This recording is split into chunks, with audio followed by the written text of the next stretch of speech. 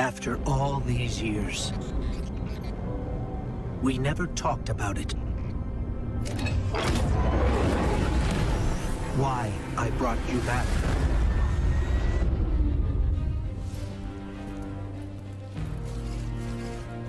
Why you were chosen.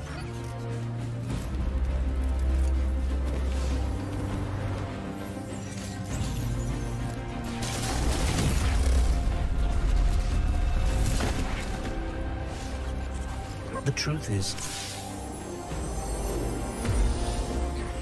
I didn't know then. It was just a feeling.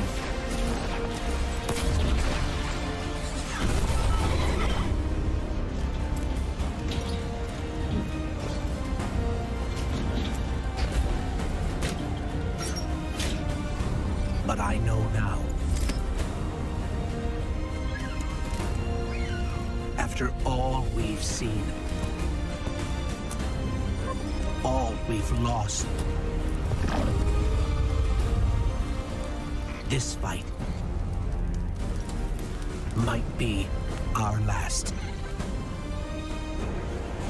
So I'm asking you one last time to rise.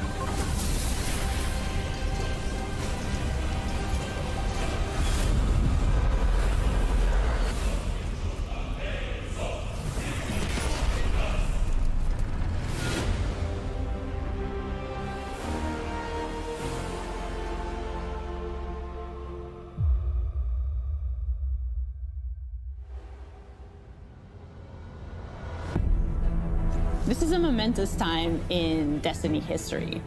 We've been building to this moment for the last 10 years. The final shape is the conclusion to that journey. This is a moment in gaming that, as a developer, you just don't get very often. Guardians and allies are fighting the biggest threat that the universe has ever seen in this big culmination of the Light and Darkness saga. When we were thinking of what the final shape could be, it had to be a lot of different things. It needs to pay off this epic confrontation with the Witness that we've been setting up for years. It has to bring you closer to your allies in the Vanguard. It has to be this place that makes you feel nostalgic for the entire journey you've been on. When we were resurrected by Ghost at the very beginning of this story, we didn't know why, but it was for this. The Traveler is asking us for help. And it's our responsibility to protect every living thing in the universe from what the Witness intends to do. When we first start the final shape, we are finally able to go through the portal that the Witness opened in the Traveler at the end of Lightfall. Inside is the pale heart of the Traveler. That is the stage for our showdown with the Witness. The Witness has the darkness. It has always had a connection to it. The pale heart of the Traveler is what it's trying to use to gain connection to the light. So with both, it can enact its final shape. The Witness looks around and sees a lack of purpose, no meaning. It wants to fix all that. So it's trying to put the universe into this frozen perfection where everything's just exactly how it thinks it's supposed to be. That is the final shape. If we're going to defeat the Witness, it's going to take everyone. Failure is not an option. We're going to need the Vanguard, all of our allies, and all the Guardians to rally together and be brave in the face of Oblivion. In the final shape, we're going to answer questions at the grandest scale. But what I find really interesting is that it's also a very personal journey, where we deepen our relationships with these characters that we've known for so long. Zavala, Ikora, our Ghost, get to reconnect with Cade 6. So, while there's this great conflict and everything going on around us and stakes of just unimaginable heights, it's still at the end a story told around campfires by a bunch of companions who have been fighting together for hundreds of years.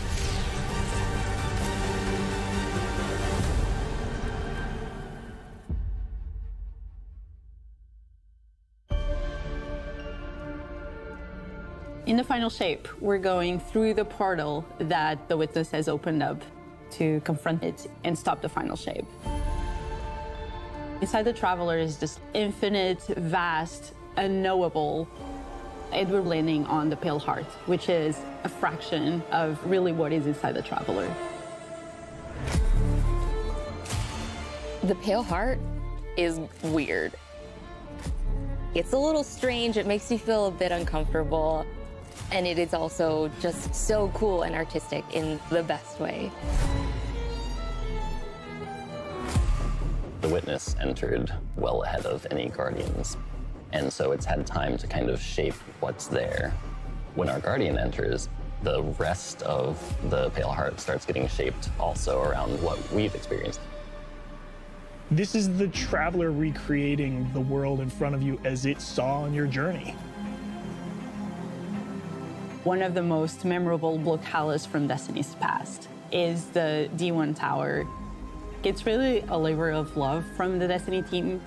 The final shape means so much to everyone who's building it, and I think players are really going to be able to see that.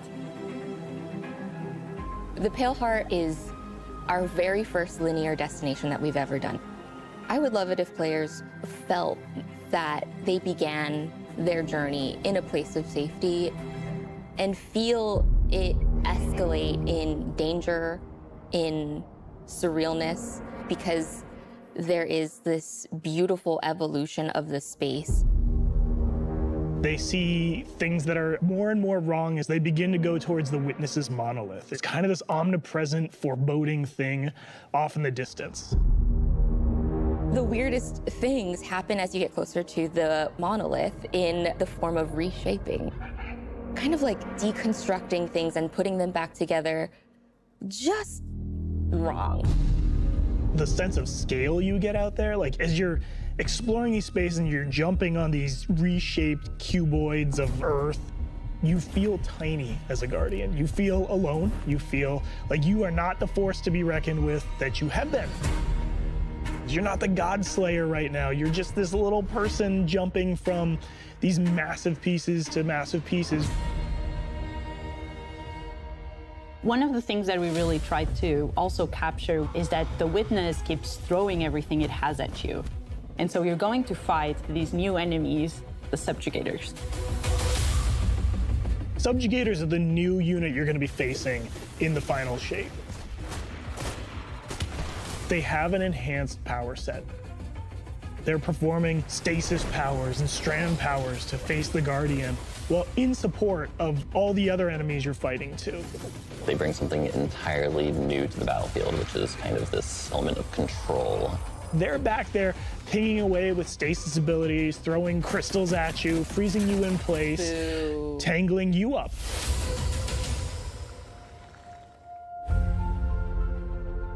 We're focusing you on the campaign and only the campaign.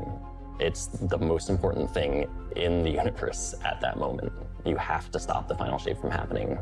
And for that, we do need the help with our allies. And so we're going to make sure that the core Vanguard team gets back together. Zavala and Ikora and Cade. The campaign is just the start of the Pale Heart. After you've reached the monolith and finished the campaign, we open up the entire destination, and so the entire Pale Heart is going to react to you and what you are doing.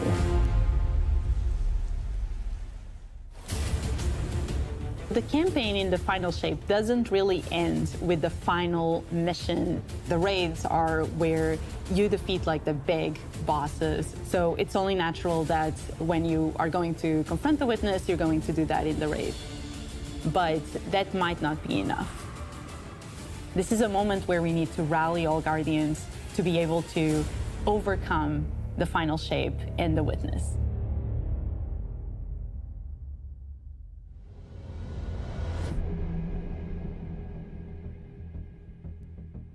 In the final shape, we are inside the Traveler, very close to this energy. This allows us to have new supers, Arc, Solar, Void. We want to create something that turns you into an offensive powerhouse, but also can benefit your allies in a support capacity. There is this thread of team play and like working with your friends to overcome the odds.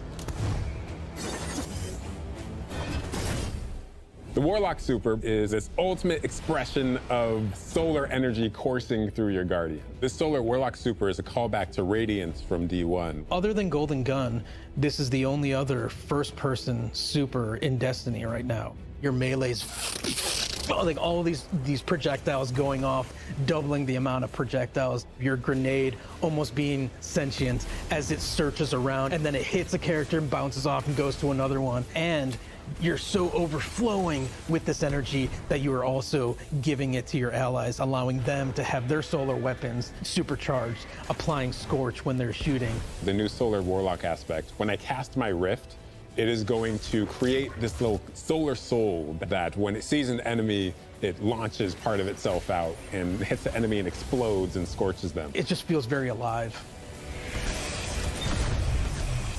Twilight Arsenal. It's a layered super. This is the only ranged one-off offensive super for Titans in the game. The Titan jumps up into the air, summons this giant void axe, throws it, summons another one, throws it, summons another one, looks at a different group of enemies, throws it. And when these axes fly through the air, they stick into the ground or an enemy, do their void gravity thing where they suck a bunch of energy and enemies in and then explode. But that doesn't destroy the axe. The axe sticks around and you and your allies can go and pick up that axe and start wailing on enemies with it. This super is insane to me. The Void Titan aspect, I press and hold my grenade button to consume my grenade and turn it into the shield. The more damage it takes, the more it charges up, and then I can release that, and it creates this blast that deals massive damage. The Hunter Arc Super. Arc is all about finding the shortest distance between 2 points. The Hunter kind of rears back, takes this knife and throws it across the world, and then is able to blink to its position, do the slash that just decimates anyone nearby. One really great thing about that is not just you do it once, but you're able to do it 3 times, along with devastating attacks each time you do it.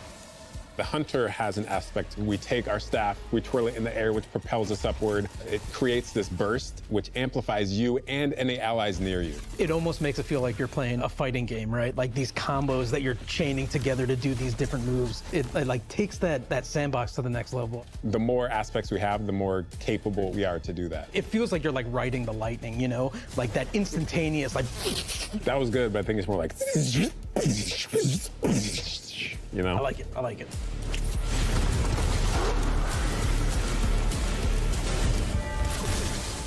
Weapons team has been working on all sorts of goodness. We've got exotics, we've got legendaries, we've got perks. We're always cooking up stuff. We're always playing with stuff that we think is like really interesting or taking inspiration. We have Tessellation, which is this exotic pyramid fusion rifle. It has the really intriguing property of adapting your Guardian's current damage type. This will be the first time that you can run a weapon that can adapt to be strand or stasis in the energy slot. So you'll be able to run an entirely strand or entirely stasis loadout. Tessellation has the additional property that you can special reload to reshape your grenade and suck it into the weapon, and then fire out a super destructive single projectile.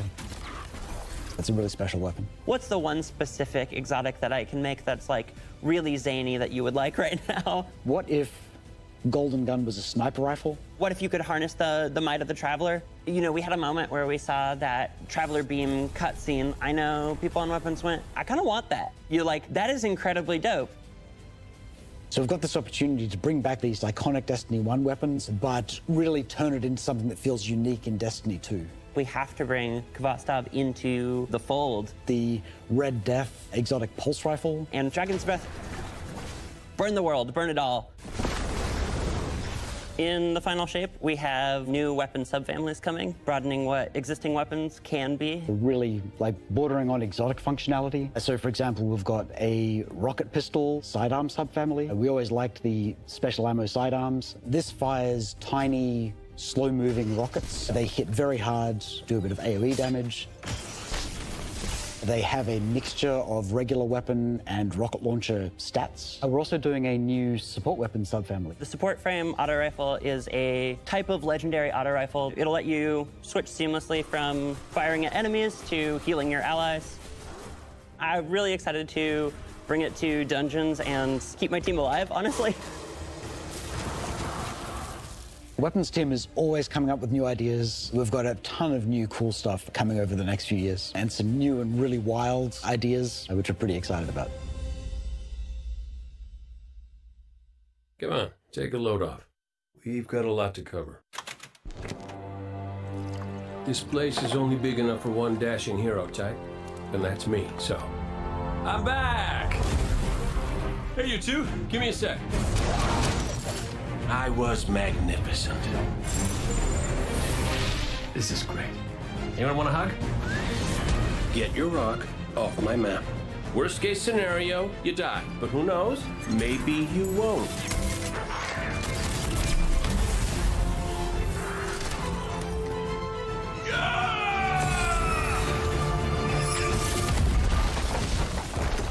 Well, better get back to it.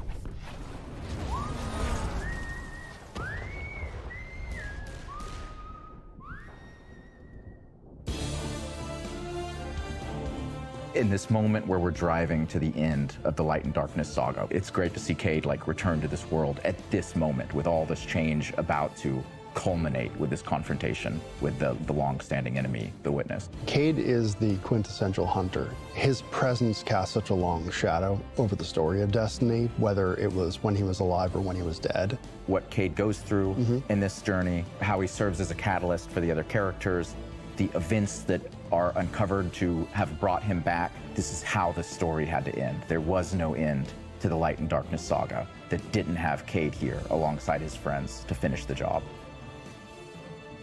Once we started digging into the nature of the Pale Heart, I think that crystallized Cade's role as a guide. Cade is Virgil, and he's our guide through this other place. Cade is the one who is the most appropriate person to be the guide, because that's his job. That's always been his job. It just feels so natural for Nathan to be back in the booth. It felt amazing to just see him slip back into the role, like, without missing a beat. Right, instantly. In the flesh, or metal, as it were. Cade's the glue that's always held Zavala and Ikora together. Having him back puts them in a position of questioning where they've been and what they've done without him. You think about the journey that Zavala's been on and how he's been taken down this dark path, and you think about the weight that's been on Ikora, having to hold the Vanguard together, having Cade's voice of levity and brightness that he brings to that group. I think it's going to be great for them. Well, at least we have each other. We want people to take away that sense of reunion and that idea of like the gang being back together for this moment. I'm here now. Wherever the hell here is.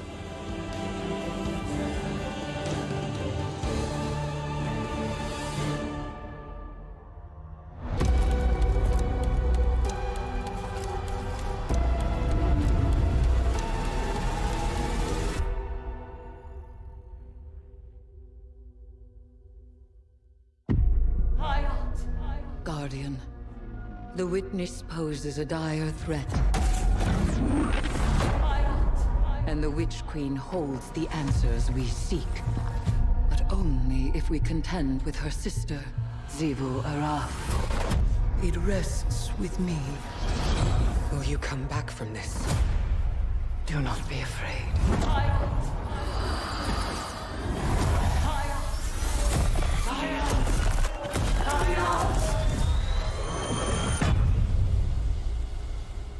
Bring me your tithes. You now wield Hive magic, and have entwined it with your light. Assault the Spire, Guardian, and open the way to our tithes.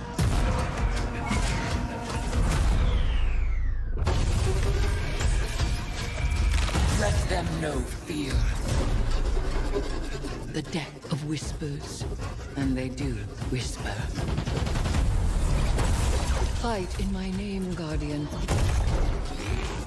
Every opponent you defeat strengthens me.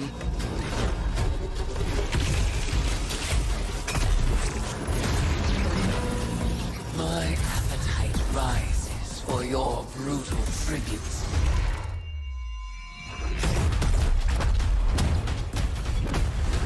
Let us show her what it is to be Hive. You have sounded the horn of battle! You are deserving of the greatest death I can bestow.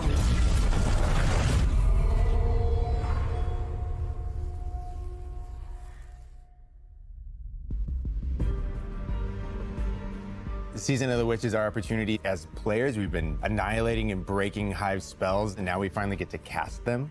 At the end of Season of the Deep, we learn that Savathun has the key to getting into the portal that we need to go into. That means we have to go find Imaru, her ghost. Imaru's like, not so fast. We've got a bigger problem first, and that bigger problem's name is Xivu Arath. If we fight her, she only gets stronger. Eris has an idea. It's a really good idea. A wild-ass idea, yeah. She determines, like, well, the best way to fight fire is with fire. We are channeling all of that energy that we're creating by going through, by eliminating enemies, and we're tithing to our friend Eris. Bring me your tithes. What does that mean for the characters and the player to kind of like be like Savathun? And that's where we went down the path of having Hive Eris. We want to extend that magical fantasy into the player then. That ability to have overwhelming magical power, that risk and reward into all of our activities and systems experiences. And so that's what led us to come up with things like Deck of Whispers. It's this magical deck of cards that creates amazing synergies with your build-craft meta and with buffs and the activities. They can then choose these cards at will, whichever ones they want, and then that really leans into the build crafting. You actually are getting cards that you can then use to place on the battlefield and change the way you play. I'm such a sucker for deck building. Like, being able to like bring that element into Destiny gameplay has just been like, oh, chess. Yeah, it's really fun.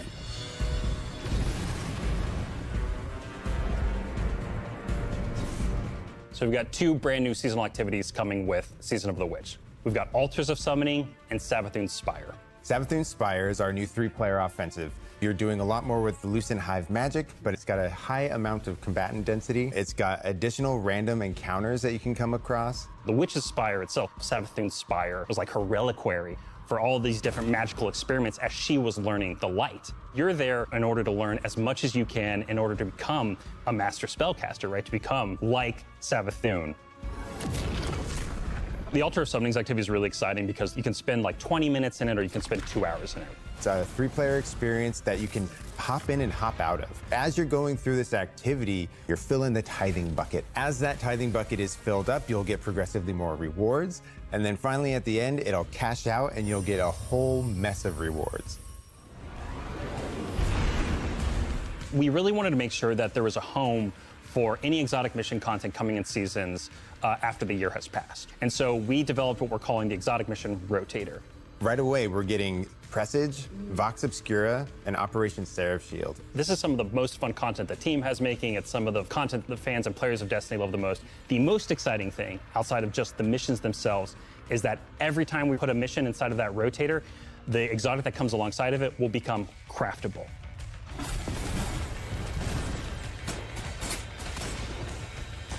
With Season of the Witch, we have a brand new Vex lo-fi PvP map coming. It's really exciting. It's got a bunch of really tight gameplay experiences. We wanted to make sure that we focused the combat a little bit more. With the new Vex network map, we really wanted to make sure we hit is like, hey, you're shoulder to shoulder more often. There's not as much deep sight lines that you're interacting with. And a lot of the flow of the map is actually built around this like kind of central pillar of the Vex network that you're orienting around. And there's also some modes coming too, right? We've got a new PvP game mode coming that's all about relics. It's about multiple relics, so it's not just one like the Scorch game mode from the past. So we've got the shield coming from Vault of Glass, we've got the spear back from Season of the Risen. And we've got the scythe from Season of the Haunted. Yeah, so you're gonna be reaping Guardians with that thing. It's a lot more tactical gameplay.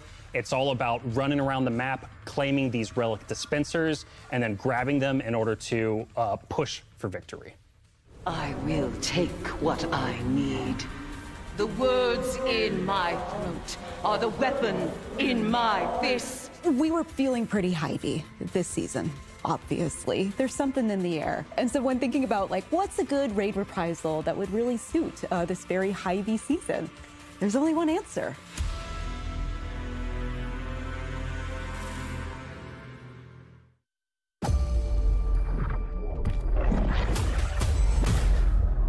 I have seen what the Hive call a god.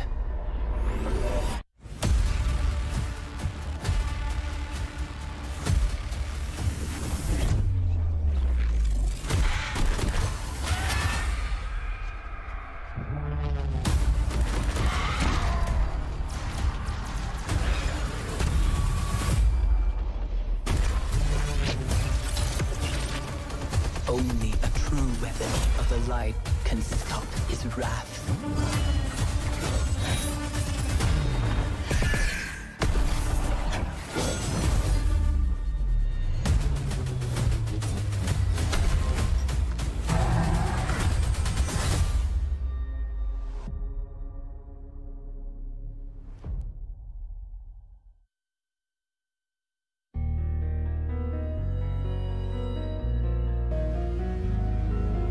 Heading into the final shape, we really want to rally all Guardians at the end of the Light and Darkness saga.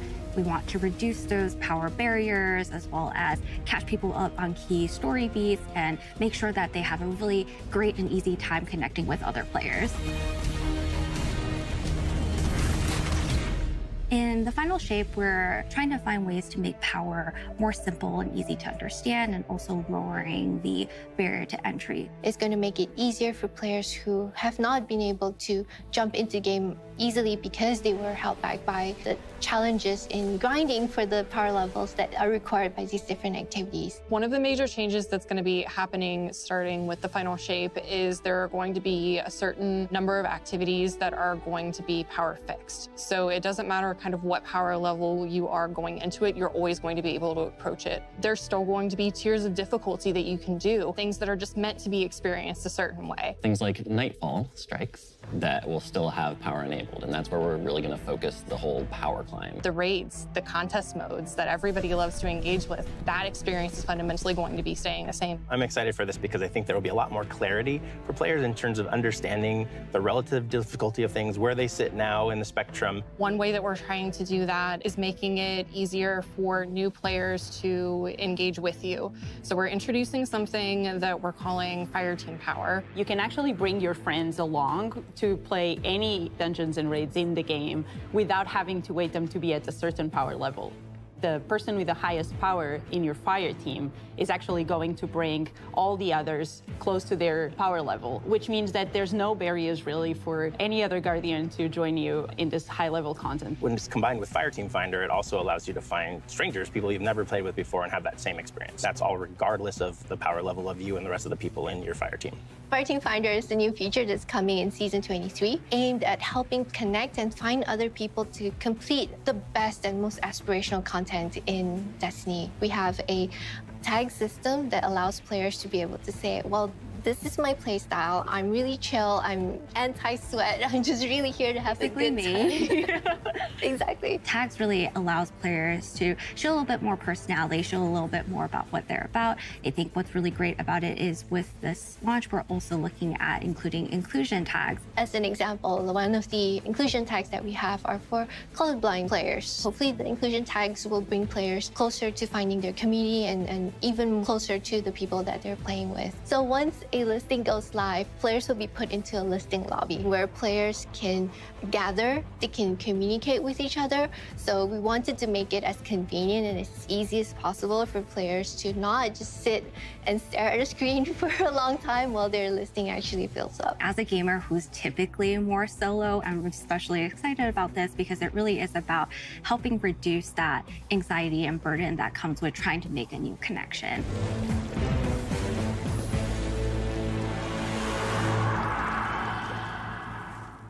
The feature coming out today that I'm incredibly excited about is Timeline Reflections.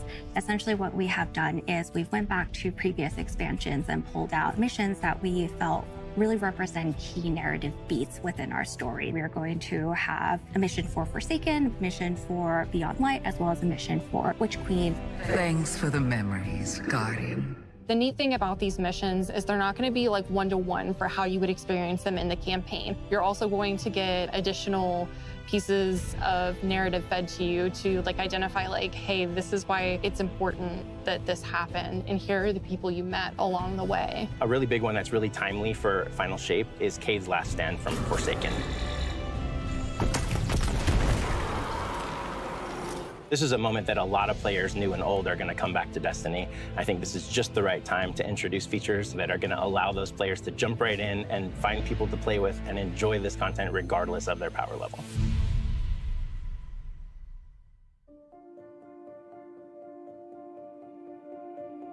We're reaching the end of this 10-year journey. What comes next? The episodes, and the new way we're going to tell stories moving forward. What's really important about episodes is that it's a really big shakeup to what we've been doing. Instead of providing 4 seasons a year, you are going to get 3 larger episodes. And so the first 3 episodes in this coming year are called Echoes, Revenant, and Heresy. It's coming right after the Final Shape. And the theme for the year is going to be all about the consequences and aftermath of the Final Shape. I think what's really the cornerstone of the episode model that we're building is the 3-act structure. The acts act as these anchors for us to introduce new weapons, new artifact mods, new activities. There's going to be new missions coming around the corner. There'll be new story moments in every single one of these acts. We're actually providing more cinematic styled experiences throughout the Final Shape year and the episodes with it than any of the seasons we've ever developed before. These new stories are actually playable as standalone. Like each episode is something you can experience, whether you've been playing Destiny for 10 years or this is your first one. You're going to be able to basically enjoy them in any order you want to. I think the opportunity with this big epic moment is that we get to innovate the game. We get to move the game forward. It's all about change frequently. It's all about deeper story moments. It's all about more weapons, more loot, more often. And it really provides the team with a platform to go much deeper into the themes and fantasies and story of any individual episode as compared to the seasons you know of today. I'm so excited to see what the narrative team can do with this kind of new platform of storytelling. Episodes provides this awesome foundation for the future of Destiny. We're moving into the next stage of Destiny 2. I think some people look at the Final Shape and they think Destiny 2 is coming to the end. And in many ways, it's the opposite. We're leaning in. We're putting the pedal to the metal. Episodes provide us a new, innovative way for players to engage with Destiny 2 throughout the year.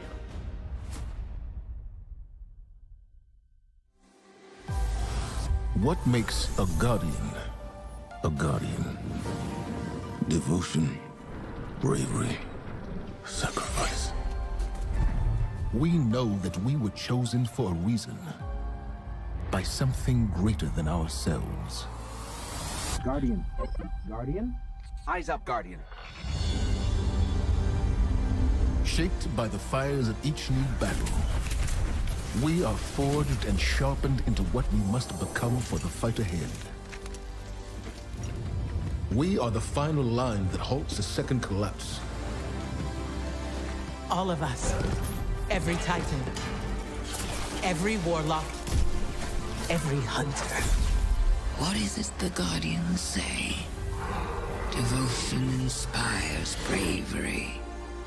Bravery inspires sacrifice. Sacrifice leads to death. The line between light and dark is so very thin. Let's cross it together.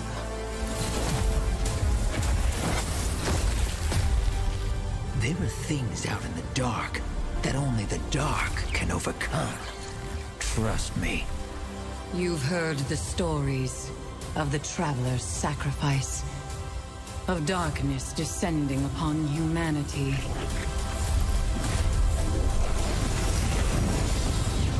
Our purpose is its end.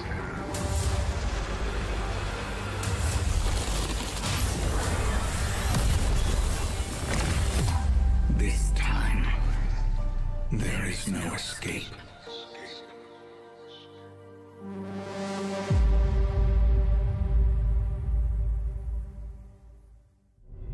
It's going to be an exciting year for Guardians.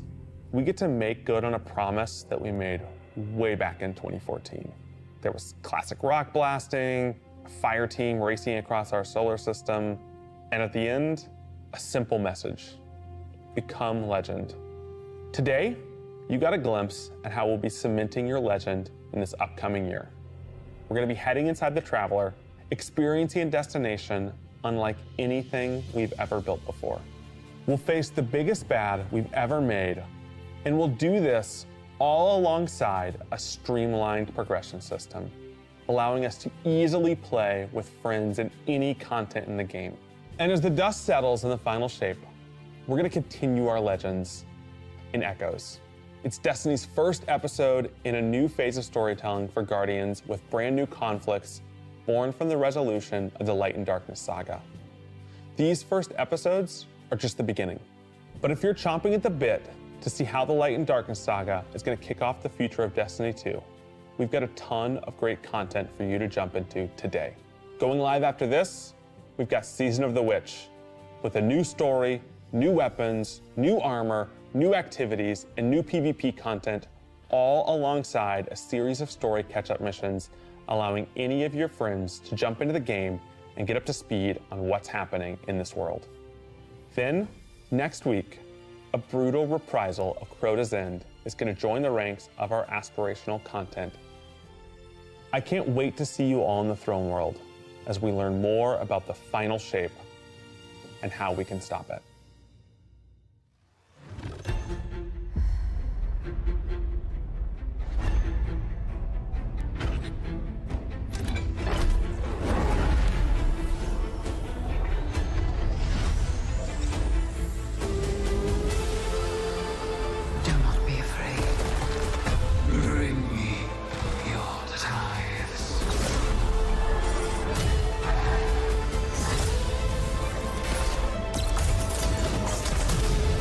After all these years, all we've lost, this fight might be our last. So I'm asking you to rise one last time.